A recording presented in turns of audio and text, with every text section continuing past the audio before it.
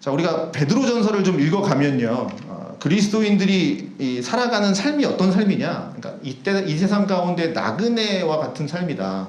나그네의 삶이라는 것을 우리가 베드로전서를 읽어보면 이게 나옵니다. 알 수 있습니다.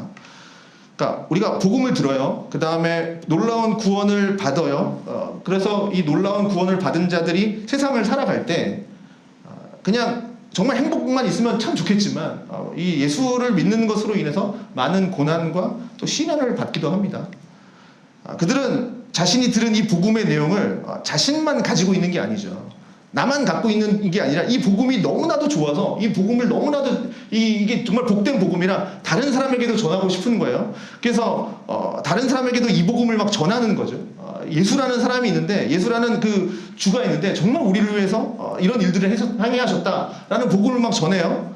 그러나 우리가 이 복음을 전하지만 많은 사람들은 그리스도인이 이 전하는 이 메시지, 이 복음을 듣고도 복음을 받아들이지 않고 심지어는 거부합니다. 너나 믿어라 이렇게 얘기하죠. 자, 그렇게 그리스도인들이 전하는 이 복음을 거부하는 이 세상 가운데에서 그리스도인들이 정말 기득히 소수로 살아가는 거죠. 그래서 어떻게 보면 그리스도인은 이 죄에 빠져있는 이 세상 속에서 주류로 살아가는 사람들이 아닙니다.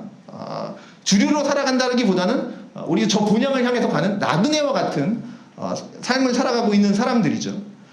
자, 그러면 오늘 좀 두 가지를 보려고 하는데요. 이 세상 속에서 거룩한 것을 바라보면서 사는 이 그리스도인들, 이 나그네들, 이 세상 사람들이 이해하지 못하는 삶을 살고 있는 이 성도들의 삶은 어때야 되는가? 이 세상 가운데에서 성도의 삶은 어때야 되는가? 요거 하나랑요.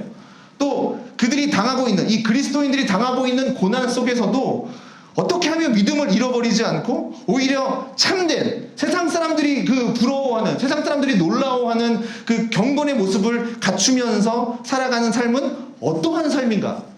이것을 베드로 사도는 오늘 이 본문의 말씀을 통해서 우리에게 잘 가르쳐주고 있다는 사실입니다. 자, 13절에는 이렇게 시작을 합니다. 또 너희가 열심으로 선을 행하면 누가 너희를 헤아리요?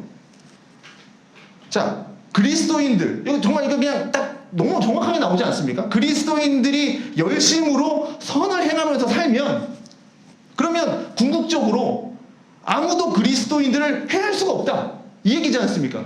열심으로 선을 행하라. 그럼 누가 너희를 괴롭히겠냐? 해야겠냐? 궁극적으로 이 얘기죠. 자, 바로 앞구절은 뭐가 되어 있습니까? 주의 눈은 누굴 향해요? 의인을 향한대요. 주의 귀는 의인의 간구에 귀를 기울이신대요. 주의 얼굴은요, 악행하는 자들을 대하신대요. 이 말씀을 하면서 항상 주님은 의인을 보호해 주시죠. 그리고 의인의 간구에 귀를 기울여 주시죠. 그리고 악한 행위를 하는 자들을 심판하여 주신다 라고 분명하게 말씀을 합니다. 그러니 결국은 뭡니까? 하나님의 사람들, 그리스도인들은, 하나님의 백성들은 하나님께서 보호해 주신다는 거죠. 눈은 의인을 향하니까 끝까지 지켜주시고 보호해 주신다라는 말이죠. 그렇기 때문에 궁극적으로 사실 선을 행하는 거룩한 성도들은 그 누구도 해할 수가 없다, 이 얘기인 거죠. 그렇지만 우리가 살면서 선을 행하면서 사는 그리스도인들이 이 세상을 살 때 그 어떠한 해도 당하지 않는다, 그 말은 또 아닙니다. 선을 행하면 어떠한 해도 당하지 않는다, 아니잖아요. 우리 살아보니까 알잖아요. 그리스 선을 행했더니 막 이렇게 선으로 갚습니까? 아니잖아요. 마치 우리가 베드로서를 1장부터 쭉 읽어 나갔는데, 이 베드로서를 쭉 읽어 나가다 보면 꼭 이렇게 얘기하는 것 같아요. 선을 행하는 삶은 곧 고난받는 삶이다, 이렇게 베드로 사도는 계속 얘기하는 것 같아요. 그러니까 이러한 공식이 성립되는 것처럼 그렇게 계속 말씀해 주는데 3장 17절만 봐도 이렇게 나오죠. 선을 행함으로 고난받는 것이 하나님의 뜻이다. 이 말씀만 보더라도 선을 행하는 건 하나님의 뜻이에요. 선을 행하는 것도 하나님의 뜻인데, 선을 행하는 삶은 곧 뭡니까? 고난받는 삶이다라는 겁니다. 내가 선으로 되어 있는데 오는 건 고난일 수 있다라는 거죠. 자, 그러니 고난은 당연한 일처럼 말을 지금 하고 있습니다. 선을 행함으로 고난받는 것은 하나님의 뜻이다, 당연한 거다. 자, 10절에서 12절 이 말씀은 시편 34편의 말씀을 베드로 사도가 인용해서 하는 말씀인데, 비록 이 땅에서 고난을 당해도 하나님께서는 하나님의 백성들을 반드시 지켜주시고 구원의 약속과 영원한 생명을 끝까지 지켜주신다 라는 것을 기억하라, 이제 이 얘기를 하는 건데, 자, 시편 34편을 여러분 아시겠지만 다윗이 이 아비멜렉 앞에 가서 미친 채 하고 나서 저 사람 미쳤다 하고 나서 나와서 쓴 시간이 이제 시편 34편입니다. 그러니까 다윗의 인생 속에서 정말 이 죽을 수도 있는, 자칫하면 아비멜렉 앞에서 죽는 거잖아요. 그런 생명의 위협을 당하고 있을 때 어떻게 보면 정말 비참한 상황, 한 나라의 왕이 비참한 상황이 있을 때 다윗은 이 시를 통해서 뭐라고 얘기하냐면, 여호와의 선하심을 맛보아 알지어다. 의인은 고난이 많으나 여호와께서 그의 모든 고난에서 건지시는도다. 이렇게 고백을 했다는 거죠. 그러니까 이러한 내용으로 노래하면서 이스라엘 백성들에게 고난 속에서 여호와의 선하심을 맛보아 알라. 고난 가운데 임하시는 여호와의 선하심을 맛봐라. 이 얘기입니다. 사실 수요일 날도 얘기했지만 다윗이 고난을 당하지 않았다라면 정말 그 하나님의 그 목자 되신 하나님의 선하심을 과연 맛볼 수가 있었을까? 그냥 평안하게 살았으면 과연 여호와는 나의 목자시다, 선하시다, 과연 그걸 느낄 수 있었을까? 그 고난을 통해서 하나님이 깨우치게 하신 거죠. 그럼 얼마나 복입니까? 자, 다윗뿐만 아니라 지금 이 편지를 쓰고 있는, 이 베드로서를 쓰고 있는 이 베드로 역시 예수 그리스도의 삶을 살면서 많은 고난과 시련과 핍박을 당한 사람이죠. 다윗도 그랬고 사도 베드로도 그렇고 선을 행함으로써 고난을 받는 것에 있어서 누구보다도 큰 경험을 했던 사람들이 이 두 사람들입니다. 또 그 고난 속에서 악을 악으로 감지 않고 악을 선으로 행함으로써 하나님이 주시는 그 하나님의 선하심, 그리고 하나님께서 보호하여 주시는 그 하나님의 손길, 이러한 것들을 깊이 경험한 사람들이었다라는 거죠. 그러니 그리스도인의 삶은 뭐냐? 이 세상에서 나그네로 사는 삶이지만 반드시 열심으로 선을 행하고 살면 하나님이 반드시 그들을 지켜주신다 하는 것을 가르쳐주고 있다는 거죠. 왜 우리가 경험을 못합니까? 그렇게 안 살았기 때문인 거예요. 그렇게 살아보시라는 거죠. 내가 정말 요 정도까지만 했는데 이거 말고, 내가 여기까지 했는데 이런 거 말고, 하나님 어떻게 하셨습니까? 예수님 70번씩 7번씩 7번까지 했지 않습니까? 그러면서 14절 15절에 이렇게 얘기하는 거죠. 그러나 의를 위해서 고난을 받으면 복이 있는 자니 그들이 두려워하는 것을 두려워하지 말고 근심하지 말고 너희 마음에 그리스도를 주로 삼아 거룩하게 하고 너희 속에 있는 소망에 관한 이유를 묻는 자에게는 대답할 것을 항상 준비하되 온유와 두려움으로 하라 라고 얘기합니다. 그러니까 의를 위하여 고난을 받으면 복 있는 자다. 내가 지은 죄로 고난받는 거 말고 의를 위해서 고난받는 자는 복 있는 자다. 고난을 받으면 왠지 우리는 그렇게 생각하죠. 복이 없는 거. 보통 우리가 기복하지만 왠지 뭔가 이게 안 되면 복이 없는 거라고 생각하잖아요. 뭔가 잘 되면 복 주시는 거, 안 되면 하나님이 뭐 복 안 주시는 거, 그렇게 여겨지지만 성경은 뭐라고 얘기합니까? 고난을 받으면 복 있는 자다. 그래서 의를 위해서 고난을 받으면서 살아갈 때 그 그리스도인, 그 고난을 당하는 그 그리스도인의 삶의 모습을 보면서 오히려 그들을 박해했던 사람들, 그들의 삶을 이해할 수 없었던 그 사람들이 그 사람을, 그리스도인을 보면서 묻는 거죠. 뭐라고 묻습니까? 너희 속에 있는 소망에 관한 이유가 뭐냐? 이렇게 묻는 거죠. 너희 속에 있는 소망에 관한 이유를 묻는 자. 너희 속에, 너가 그렇게 고난받았는데 왜 이렇게 소망에 관한 이유가 있냐? 왜 소망의 이유가 뭐냐? 그렇게 고난받으면서, 박해받으면서, 시련을 받으면서도 살아갈 수 있는 이유가 뭐냐? 묻는 자.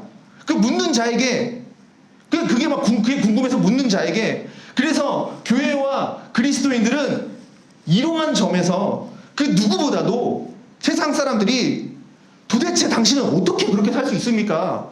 하는 호기심을 갖게 하고, 또 그 비결이 뭔가 하고 묻는 자에게는 물을 때 어떻게 해요? 그리스도인들은 우리 안에 있는 그 소망의 이유와 하나님이 주시는 힘과 은혜를 말할 수 있어야 한다는 겁니다. 내가 이렇게 기쁜 이유를 말할 수 있어야 된다는 거예요. 글쎄, 이렇게 하면 안 된다는 거죠. 글쎄, 나도 모르겠네. 이거 말고 정확하게 얘기해 줄 수 있어야 된다는 거죠. 내가 기쁜 이유. 내가 힘든데 왜 기쁘지? 기쁜 이유를 얘기해야 된다는 거예요. 그리스도인들이 가지고 있는 그 소망의 이유가 뭡니까? 내가 왜 기쁩니까? 왜 환난 중에도 기뻐할 수 있습니까? 베드로 사도가 1장에 시작하면서 뭐라고 얘기합니까? 살아있는 소망이신 예수 그리스도를 찬송한다. 이렇게 시작을 합니다.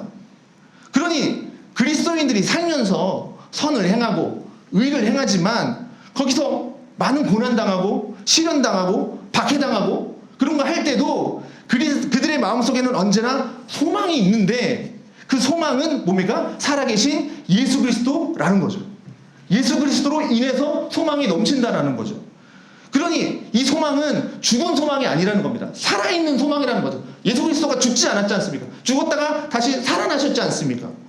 이루어질 수 없는 소망이 아니라 지금도 우리에게 나타나는 소망이라는 겁니다.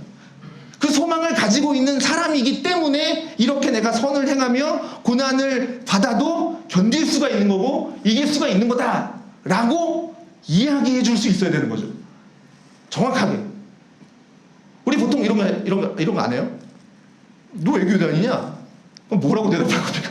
글쎄 옛날부터 나가가지고 엄마가 나가래가지고 몰라 이제 습관이 돼서 이렇게 얘기하면 안 된다는 거예요. 내 안에는 그리스도가 있다. 나는 주일 예배를 빠지지 않고서는 나갈 수 없다. 이렇게 얘기를 해줘야 된단 말입니다. 내 안에 분명한 신앙의 확신이 있어야 된다는 거죠. 그래서 언제나 어디서나 누구에든지 너가 갖고 있는 이 소망이 뭐냐? 그것을 묻는다면 예수 그리스도를 통해서 주어지는 그 구원의 감격을 말할 수 있어야 된다는 겁니다. 말할 수 있어야 하고 그 소망의 이유가 없이 당황함 없이 항상 준비하되 온유하고 당황함 없이 항상 준비되어 있는 사람들이 또한 그리스도인이라는 겁니다. 베드로를 한번 생각해 볼까요? 그는 한번 실패한 사람이죠. 예수 그리스도가 고난 중에 있을 때 그는 그 고난을 따라갔던 사람이 아니죠. 예수 그리스도를 3번이나 부인했던 사람입니다. 그러나 이 실패로 말미암아서 그때 당시에는 실패이지만 그 실패를 통해서 더욱더 크신 하나님의 사랑을 발견하게 되죠. 갈릴리 호숫가에서 네가 나를 사랑하느냐 3번 부르시는 그 예수님의 사랑을 느끼게 되는 거죠. 그 사랑을 경험했고 다시 불러주셨고 실패했지만 하나님은 실패했으니까 다른 사람 2명, 2차, 3번째 이렇게 안 하고 베드로를 다시 일으켜 세우시고 다시 불러주시고 세워주시는 그 예수 그리스도로 말미암아 끝까지 이 길을 걸어갈 수 있는 힘을 가진 사람이 되었고 그 속에서 소망을 발견한 사람이 되었다라는 사실이죠. 그러니 사랑하는 성도들을 향해서 고난과 박해로 인해서 그걸로 인해서 예수 떠나지 말고 오히려 이것을 통해서 나의 믿음의 근거가 되시고 또 소망의 이유가 되시는 그 예수 그리스도를 담대히 우리가 바라보고 그리고 세상을 향해서 내가 이 삶의 이유가 무엇인지를 항상 예비하면서 권면할 수 있도록 이렇게 우리가 준비되어야 한다는 사실입니다.